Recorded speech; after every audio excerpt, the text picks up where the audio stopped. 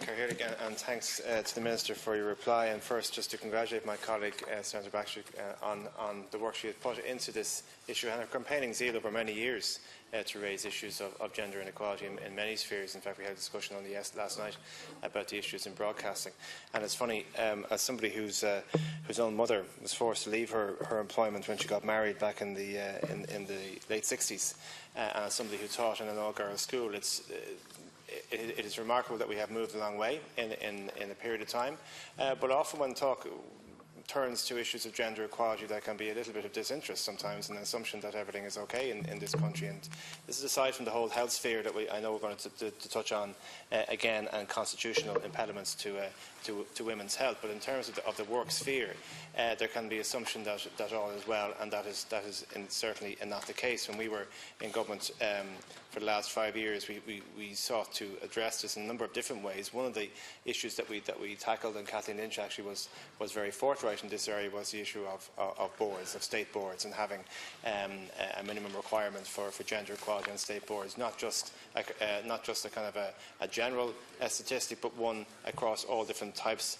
of boards, if you like. It wasn't good enough to have 90% men on financial boards and 90% female participation on childcare type boards. There had to be a gender balance on all boards. And in fact, in Germany, they have legislated for gender equality on commercial and state boards, and something that I think perhaps we should look for in the future. But just as Senator Bacic has done in this bill, it is important to start with the carrot. And to work with employers, to work with unions, to ensure that all these measures can be addressed properly. When we were in government, we were trying to ensure that we had a legislative basis for protection of workers' rights in the low-pay sector, which disproportionately affects women.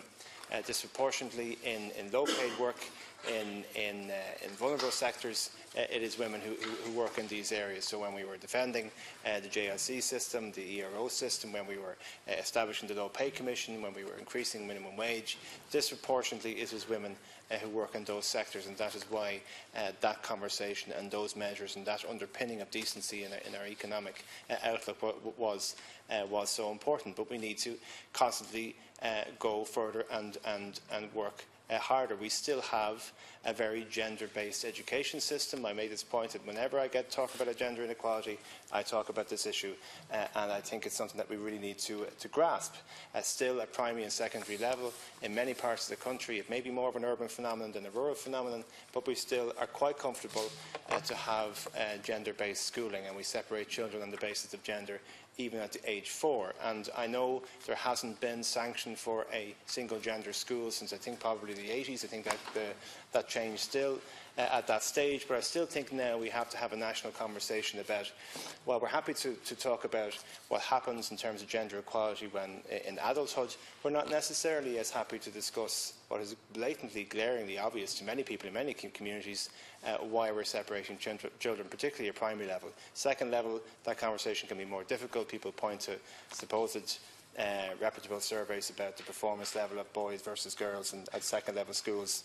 You know, research that has been largely discredited, but certainly you would wonder why we have such a gender obsession when it comes to the Irish education system, which inevitably leads to gender stereotyping. It inevitably leads to a certain type of subject choice, which is gender related, and that has a knock-on effect to the workplace. I understand, Minister, you have to take your leave, and I appreciate it, and I thank you for your attention, and I welcome Minister Keogh to the Seanad. So all these issues are interrelated, and while we can't grasp all those ones at the same time, we have to have a huge amount of buy-in across many departments and many sectors in order to really to hammer this home. Vulnerable work I've mentioned, the education sector I've mentioned. But in terms of this area, in terms of the gender pay gap, I mean, it was remarkable. We had a conference organised when we were in government in the Equality Division around the issue of gender equality in the workplace. And still, even at that conference, there was those men executives who are still kind of scratching their heads and wondering what the big deal was. It wasn't something that they actually thought was a real issue. But it is. And if you're going to address it, as we are trying to do in this bill, it's important to be as inclusive and non-accusory as possible in the early stages. What you do is you use a collaborative approach. You encourage rather than to sanction. But there may come a stage, Minister, I might suggest, that if companies aren't playing ball, if companies aren't seen to be embracing this new initiative, that you may have to use the stick. But I have found, in my experience as a Minister of State, in other areas of employment area, because employment is so important, the workplace is so important to somebody's identity. We were dealing with the comprehensive employment strategy for people with disabilities. We were trying to ensure that workplaces were LGBT friendly. What eventually happened was the corporate world discovered that the productivity of workers would be better if they had a more equality-based outlook when it came to dealing with their employees. So, surprise, surprise, there actually is a cold capitalist argument for equality. We would never have assumed that to be the case, Senator Bacic, but there you go. We've learned many things along the way.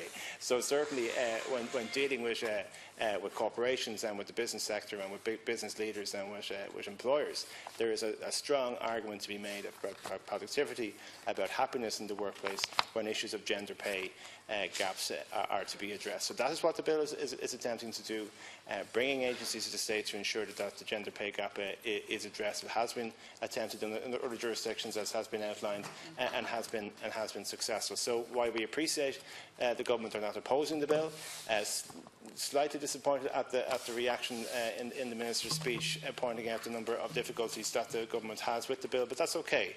We can work together, we can iron these things out, and we can move together in a collaborative fashion. I think gender equality is something that is a real issue in every workplace, in every facet of Irish society, and I think it is practical, reasonable and sustainable measures, I might suggest, that Senator Bacic and the Labour Group are bringing forward today that will make a difference in the long run. Thanks very much, Senator.